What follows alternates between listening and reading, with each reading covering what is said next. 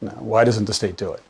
The state may not do it because it doesn't have the capacity to do it, or maybe it doesn't have the desire to do it, or it may be that it kind of has the desire and the capacity, but I might have ever motivations to ignore those issues, particularly around economic development, for example.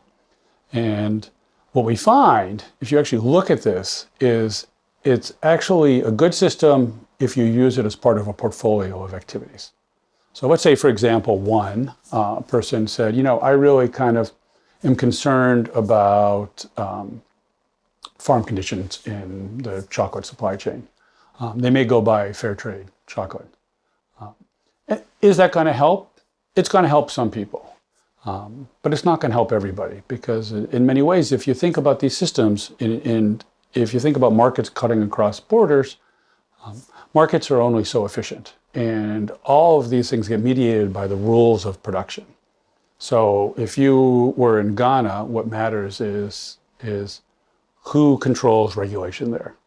And in particular, if you're in a village where you have communally owned cocoa plants, it's going to depend a lot on who runs that village. And what we found is that oftentimes folks like that don't necessarily distribute all the gains. And so you have uneven distribution of gains. And when you have uneven distribution of gains, the perception is it's not fair at all.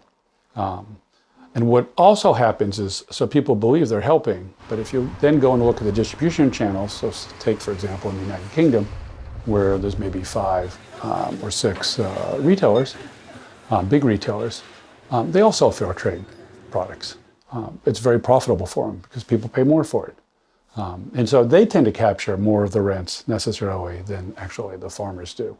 So in a world where you want to improve it, oftentimes you have to have both political and market mechanisms to do that. Market mechanisms alone are not going to suffice.